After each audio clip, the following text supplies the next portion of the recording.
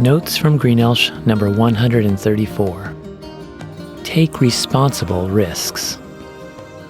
As you reflect on the turbulent year of 2020 and look toward 2021, what do you hope will happen? Do you have any New Year's resolutions? Whatever the future holds, I'm sure it will involve risk. Whether you are reacting to circumstances or proactively trying to foster change, take responsible risks and not reckless ones. Act wisely, but don't be afraid to seek adventure, connect with people, push your comfort zone, try new things, seize opportunities, or make mistakes.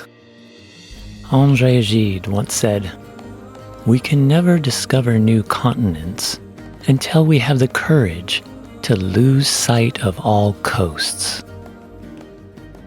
Without getting uncomfortable, facing fears, pushing past frustrations, or venturing into unknown territory, you will miss opportunities to learn, to build your character, to help others, and to reach your potential. We all face risks. Each of us needs to decide whether the benefit of a course of action is worth the potential cost. How do you determine what is a worthwhile and responsible risk, or what is a reckless one?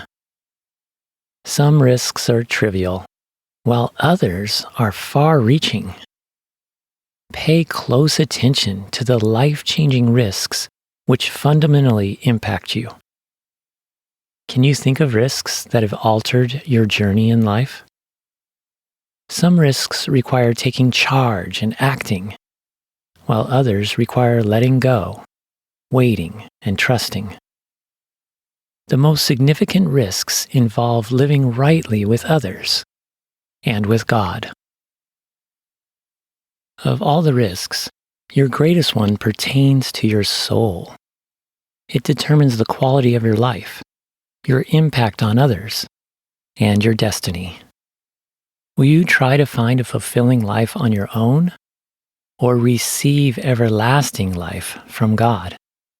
In other words, is it worth denying yourself in favor of loving, trusting, and obeying God?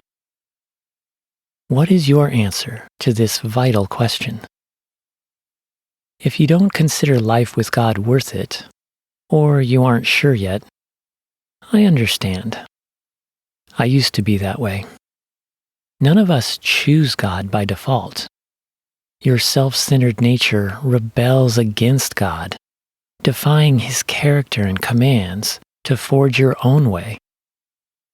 However, although it may seem appealing for a time, that choice never leads to true life. It actually kills you by separating you from God, who is the only source of abundant, everlasting life. Instead of experiencing purpose, hope, joy, peace, love, freedom, and fulfillment now, with more to come as a child in God's eternal family, you reap the wretched results of rejecting God, which is a wayward life on earth and eternal torment in hell. So, which is the responsible risk? Living for yourself or for God?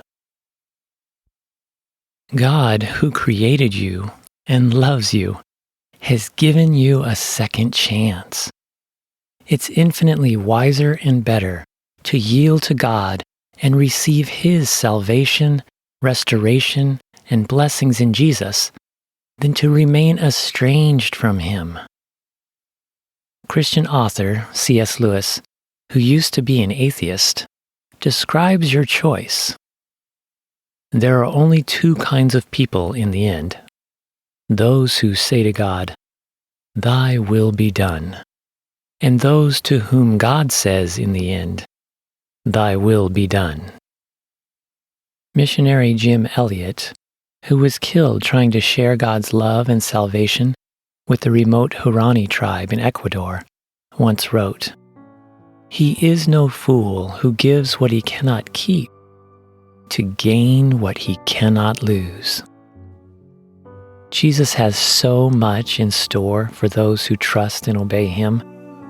Soon he will return to earth to establish righteousness, reward his followers, judge unbelievers, and vanquish Satan.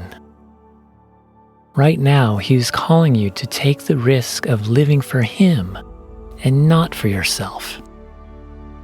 Jesus says, "Whoever wants to be my disciple must deny themselves and take up their cross and follow me. For whoever wants to save their life will lose it. But whoever loses their life for me and for the gospel will save it. What good is it for someone to gain the whole world, yet forfeit their soul? Or what can anyone give in exchange for their soul? If anyone is ashamed of me and my words in this adulterous and sinful generation, the Son of Man will be ashamed of them when he comes in his Father's glory with the holy angels."